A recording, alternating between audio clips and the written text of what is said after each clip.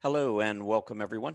I'm Tom Bowley, Chief Market Strategist at earningsbeats.com, and this is Trading Places Live. It is Monday, November 2nd, 2020, and I am pre recording this Trading Places Live for Tuesday, November 3rd. Futures currently are higher this evening, despite a couple of high profile companies that are down after hours after they reported quarterly results. The numbers actually look pretty good, but I think it was a buy on rumor, sell on news type of event. We'll talk about those earnings later. First, let's jump into our agenda for today. I'm going to start off with that daily market recap. Then we'll do talking technically. Want to look at that growth versus value ratio, and then also a couple of relative charts using the sectors. Then November seasonality. I think you're going to find this very interesting. That we're actually adding a new section to our service at Earnings Beats. This is our first announcement of that, but it is going to be seasonality. We're going to start with November, and I'm going to give you a little peek into some of the things that we're going to be doing. And then we'll get into earnings spotlight. I'll go over a couple of those reports that I mentioned. Companies not reacting very well. There were some good reports and some good reactions, but a couple of bigger ones that had been doing well in 2020, struggling tonight after the bell. And then we'll wrap up with three you must see. These are going to be three companies that all broke out to 52-week highs today, but they did so with scooters that were less than 85. And of course, scooters is StockCharts technical rank. But usually you see 52-week highs, you've got scooters up in the 90s, up mid 90s, upper 90s. But these were three that broke out with scooters below 85. So I thought that would be interesting to take a look at those charts. So we'll get into all that in just a moment. First, I want to direct you over to our website at earningsbeats.com. Over on the left side, you can see if you type in your name, email address, hit that subscribe button, you will become part of our community, and you'll start receiving our free Earnings Beats Digest newsletter, which is distributed Mondays, Wednesdays, and Fridays before the market opens. Really features earnings, relative strength, the types of things that we look at in putting together our portfolios at Earnings Beats. But if you put in your name, email address, hit the subscribe button, there's no credit card required, and you can unsubscribe at any time. Our portfolios, as you can see, have done extremely well relative to the benchmark S&P 500. So if you take the performance for each of our portfolios under the since inception date, and you'll see the inception date in this column right here. But if you compare that since inception date to the S&P 500 return since those same inception dates, you'll see our performance has been pretty strong relative to the S&P 500. So if you'd like to find out a little bit more about it and what we do and how we put these together, you can click on that Join Today button. We do have a $7, it's a fully refundable $7 30-day trial. So you sign up, you pay the $7, but within a week we'll have it refunded to you. So literally it's a no-cost trial for 30 days. And our next announcements on our portfolios will be on November 19th. So we're only a couple of weeks away now from our 2-year anniversary on the model portfolio. Rising 151% in just under 2 years is a pretty good accomplishment. We'll certainly strive to outperform the S&P 500 in the future, although beating it by the margin we've beaten it at, I think that's a tall order going forward. But hey, we'll take on the challenge. Let's see what we can do. But again, a couple weeks out, we will be announcing the 10 equal weighted stocks that go in each of our portfolios. It's what I refer to as our draft, kind of like the NFL draft, except we hold all the draft picks, which is awesome. All right, let's move on to the major indices and what happened on Monday. We did see a pretty good action, or we saw pretty good action in the market. The Dow Jones Industrial Average up 1.6%, the S&P 500 up 1.23%, NASDAQ up 0.42%. NASDAQ was struggling on a relative basis, opened a little bit lower on a percentage basis, and things deteriorated throughout the day. We actually went negative on the NASDAQ, but we did come back into positive territory by the end of the day. The mid caps up almost 2%, and small caps actually finished above 2%. So it was a pretty good day across the board, but there was a little bit of bifurcation, and a lot of those growth stocks in the NASDAQ did not perform nearly as well as many of the value stocks. We'll talk about that later. As far as sectors go, energy up more than 3.4%, testing that 20-day moving average. You can see we closed on the XLE at 2970. 20-day EMA is 2977. That has been a problem for the last 3 months. So Tuesday could hold the key for energy. Can we get back up through that 20? Ultimately, what we want to see is every group participating and advancing. So we really want to see energy get back up through the 50 and begin trending above its moving averages, and ultimately see that 20 come back up above the 50. Still got a long way to go there. Materials having a very strong day, though, up 3 1/3%. Not far away from a breakout. We've been sideways consolidating now for about the last 7 weeks or so, but we got to get through about 67 and a half to get that next breakout on materials. I'm going to talk a little bit about materials when I get into seasonality. I think you're going to find that very interesting. The group that performed the worst on Monday, actually losing 3 pennies, or just about what was that 1/20th of 1/20th of 1%. But the XLC, which has been sideways consolidating here, did actually finish a little bit lower on Monday. Furnishings was the best performing industry group, up almost 6%, challenging the high from just a couple of weeks ago. Can we make that breakout? We're going to find out on Tuesday. And the worst performer among the industries, airlines. We know airlines have been weak throughout 2020 and throughout this pandemic, and the group rolled over underneath its moving averages again on Monday, losing 1.43%. All right, let's move on to the 10-year Treasury yield. As far as economic reports go on Tuesday, we will get the September factory orders. The estimate is for a rise of 0.6%. August saw a rise of 0.7%. So we're looking for just a slight decrease in strength in terms of the factory orders for September. You can see on the 10-year Treasury yield chart, we are trending higher, which is really nice. Getting back up through that 20-day moving average. We pulled back, looked like we were going to fail back in mid-October, but we came right back up above it. And once again, we went below just last week on Wednesday, only to come back up and print a nice hammer above that 20. So we certainly appear to be trending above the 20, which is now above the 50. And as I've been talking about recently, you can see that PPO has been positive now for over 2.5 months. That's more than anything else we've seen really in the last year, certainly in 2020. So we're trending higher in the yield. I think that is a very, very good sign for the equity market, because money coming out of the bond market, that's what sends the yield higher. So when you see the yield moving up, it means money is coming out of the bond market. Bond traders are selling. And if they're selling, they're creating proceeds, they're building cash. What are they going to do with it? Usually in a secular bull market in equities, you see that money rotate. And I expect that's what we're going to see here as we move on throughout the fourth quarter of 2020 and into 2021. I don't look for a huge move higher in the yield, but any move higher in the yield will send money rotating from the bond market to the stock market. Okay, moving on. Talking technically, I just want to bring this up. The IWF versus the IWD. And of course, the IWF is the Russell 1000 Growth ETF. And the IWD is the Russell 1000 Value ETF.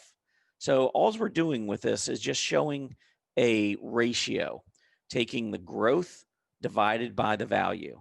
So when the ratio is going up, it means growth's in favor. When the ratio is going down, value's in favor.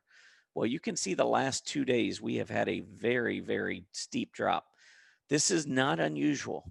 We have seen this many times before. You can look back at the beginning of September when we first started selling off, saw a really big drop. And in fact, over about a 2.5 week period, it was a very steep drop from over 1.9 back to 1.74. That's a pretty steep relative drop. But we saw back in July when we had the market pull back a little bit, you can see money rotated out pretty quickly out of growth and into value. Same thing back in May when we had the big pullback. You can see this steep drop. And then early June, remember June 8th was the high where value stocks led the market to the upside. Growth stocks took it on the chin. But look what happened afterwards.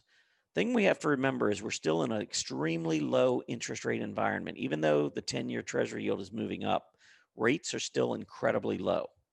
And anytime you have rates low like this, if you're a growth company and you can grow your bottom line and you've got projections of growing it, and Wall Street believes those projections, those future earnings get discounted back at historically low interest rates, which provides for very high valuations. When you're looking at valuing earnings of a company that's growing in an interest rate environment where the 10-year Treasury yield is under 1%, you have to think about the alternatives that fund managers have. Anybody that's managing money, would you rather sit in a 10-year Treasury yield and earn your 0.85%, or would you want to be in these growth companies that are just absolutely killing it quarter over quarter? I think it's the latter, and I think eventually we're going to see this turn back up again. Now, are we going to, have these huge rises? I don't know. Maybe we go sideways for a while, and then maybe we break out. Maybe the rate of growth in terms of growth versus value isn't quite as high as it's been. So instead of these steep moves up, maybe it's a little bit more of a slow trajectory. I don't know. I'm going to be really paying attention here over the next few months as far as rotation goes. I think that's going to be the bigger thing in the market. I've said before, looking back in August and September, I believe that we were in a secular bull market. It's not a question for me as to whether or not we're going higher. It's a question for me as to what is going to lead us higher.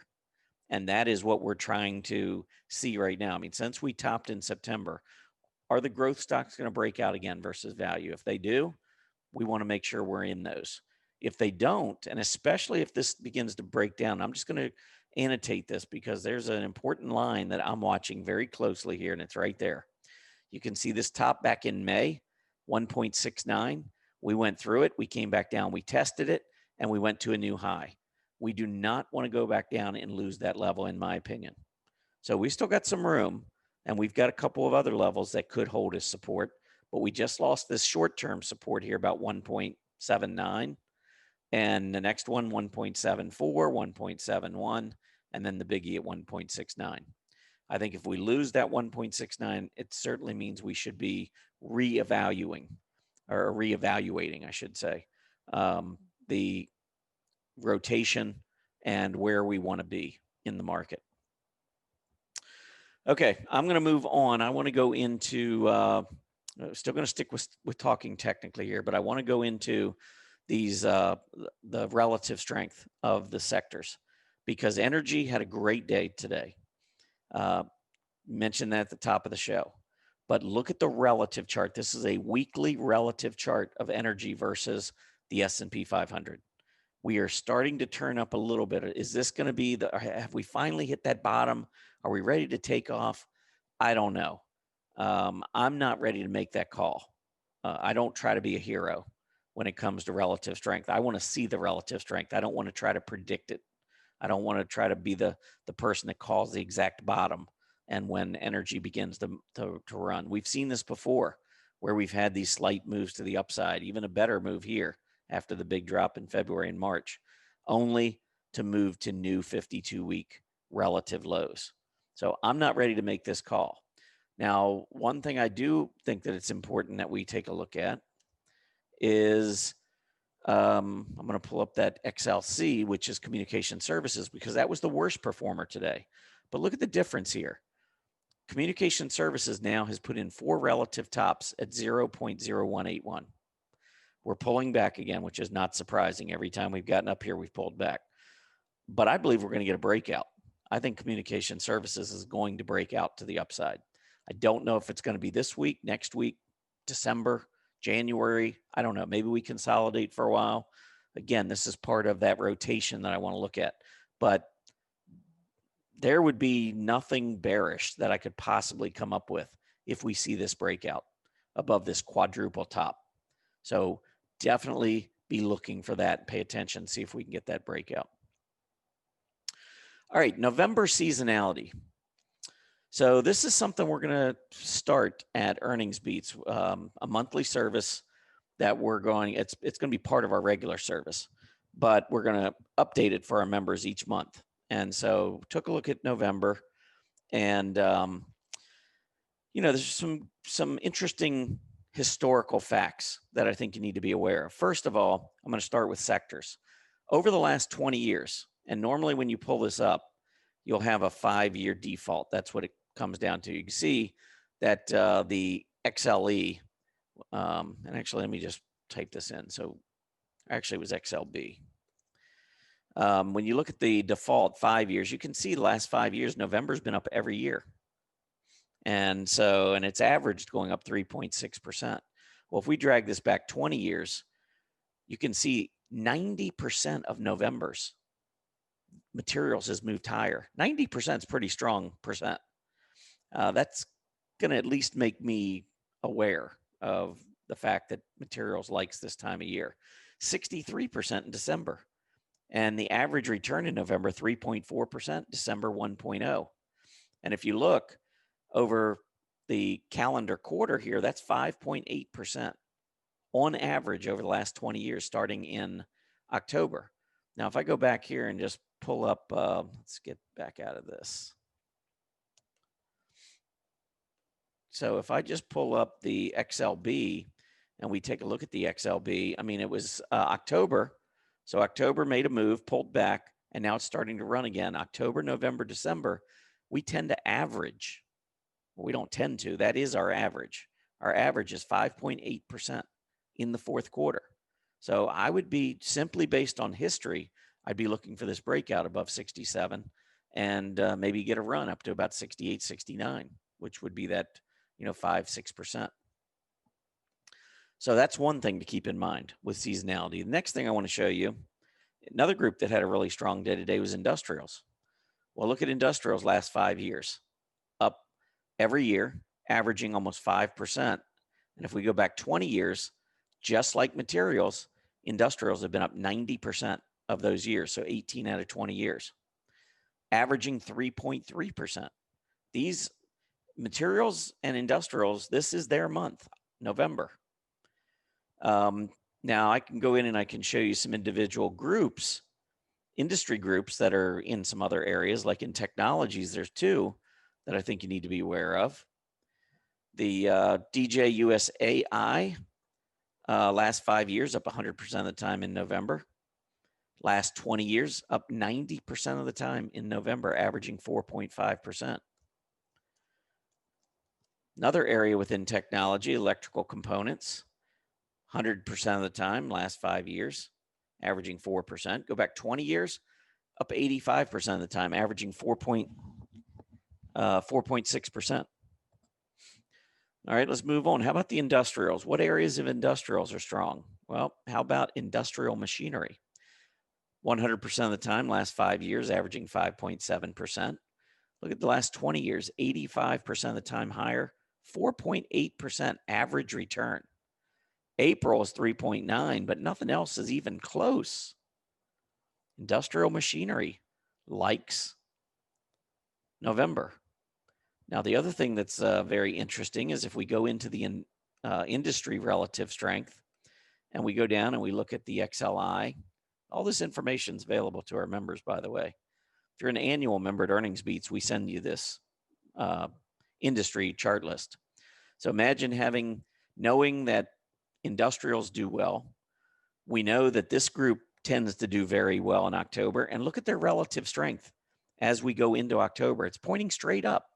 I mean, we've got tremendous relative momentum in industrial machinery right now, and we're going into their best month of the year. That's kind of important to know. Would you like to know one more thing? We're going to take it a step further. Let's take a look at ROK.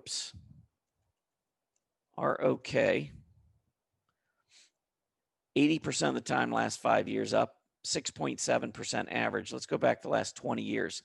85% of the time, ROK has been higher. 8.5% average return. 8.5%. So let's go back over here and let's take a look at ROK on the chart. and we'll pull it up on a relative basis. So had a good start today to November, volume picking up. Not far from a breakout. A breakout would be a close over 250. That would be pretty bullish. You can see the stock is beginning to strengthen against its peers. And look at the chart. I mean, coming across here, this is what we want to see. Everything rising from left to right. So we've got a leading stock and a leading industry group.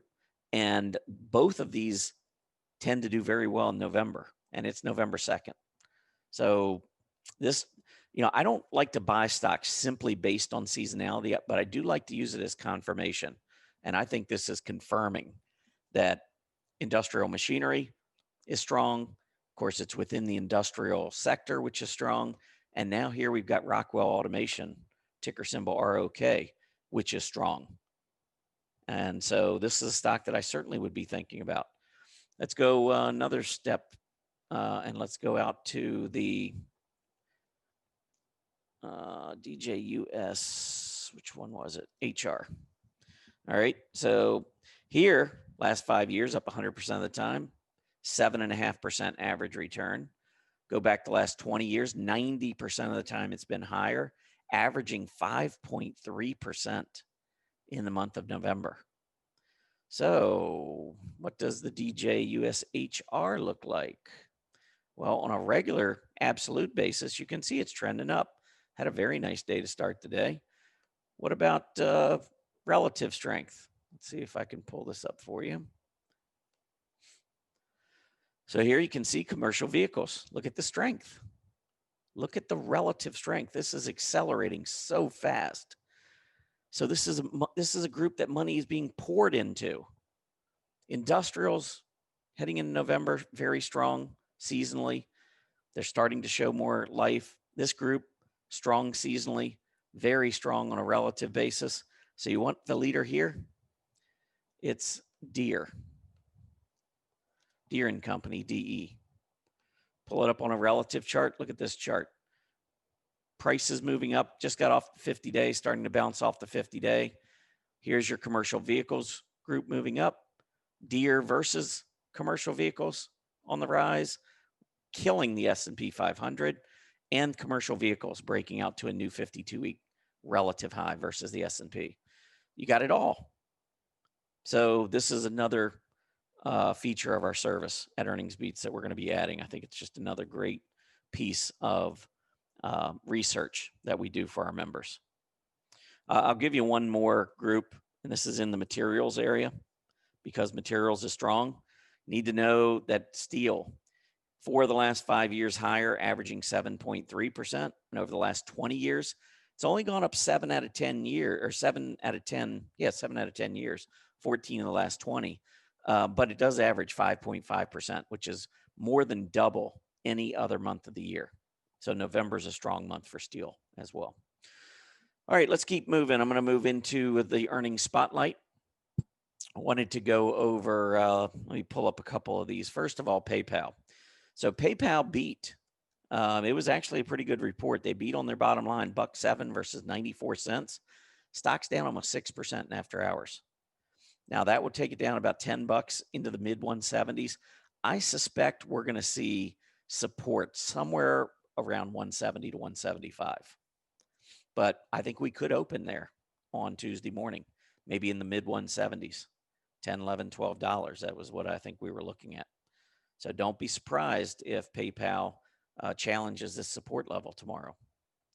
Another, and this was the biggest loser of the night that I saw, and it's in our model portfolio, so it's not going to be pleasant for our model portfolio, but SolarEdge. This has been an incredibly volatile stock since we got into it on August 19th, around the 220 level. You can see it went down below 180. Then it shot up to almost 320. And now with it being down 16% after hours. So I believe it's going to probably open in the 220s on Tuesday, challenging this area that it broke out from. I suspect we'll get some movement back to the upside. They actually had a great earnings report. Their bottom line, $1.21 versus 82 cents. So I mean, they beat by almost 50% on their bottom line. And what's really interesting, there was another company that came out with almost identical earnings, and that was Cirrus Logic. And Cirrus Logic posted $1.26 versus 89 cents. So again, pretty close to a 50% beat. 126 versus 89. Solar Edge was 121 versus 82. Solar Edge down 16%. Cirrus Logic is up over 8% after hours, reporting almost the same numbers. But you can see Cirrus Logic over the last year has just it's trading like right in the middle of its 52-week trading range. Go back to Solar Edge and you see the difference, the big move up. So I think it's a buy on rumor, sell on news kind of event for Solar Edge. Whereas if we look at Cirrus, it's been more sideways. So 8%, we're probably looking at maybe $5 or so. 66 can take us up to about 71, maybe 72 to around 75. That's a key area of resistance on Cirrus. So it looks like we're going to trend up toward the upper end of the trading range on Cirrus Logic. Let's see. How about JCOM? We'll take a look at maybe two more. JCOM came out with their earnings, 202 versus $1.77. Stock was up 6.5%, almost 6.6% after hours. This really didn't impress me, honestly, looking at it. Internet, we've seen some pretty good reports in internet, but this one was not a great relative performer versus its internet peers heading into earnings. So I wasn't expecting a lot, but it does look like maybe we'll move back up into the low 70s at the open on Tuesday. The last one I'll show you here is Cardlytics. It's another internet company, and it's another one getting a pretty nice reaction, up 7.5% after hours after they reported a loss of 16 cents. Wall Street was expecting 28 cents. So you figure 7.5%, you're probably looking at about $6, something like that, up, which would be 82. So again, it's in a trading range. It doesn't look like it's going to break out on the open. Anything close to 85, I'd be a seller until it can actually close above that level. All right, let's go into the three you must see. So at the top of the show, I told you that these are all stocks that closed at 52-week highs or set 52-week highs, but had scooters under 85. So not exactly one of the, among the best in terms of relative strength. Well, Sony had been sideways consolidating, just made the breakout. I think this is a pretty bullish looking chart now. So I really like the fact that Sony consolidated, was in this downtrend, broke out of it, and is trending up. Look at the volume coming in. AD line breaking to a new high. I think this one looks pretty good. Next up, this is a biotech, United Therapeutics, UTHR. Another one that's broken out to new highs just recently. Look at that AD line breaking out. Look at the volume picking up. And it's doing it with biotech struggling. So its relative strength has literally just gone right off the chart here almost. So I think UTHR looks good. And then the last one I have is Estee Lauder, EL. And they set a high, but they failed to make the breakout. Now, AD line looks good. Relative strength, I think this stock is going to be okay, but I don't like that failure. So until we get that close above about 236, 237, I think you just got to be prepared maybe for some more consolidation.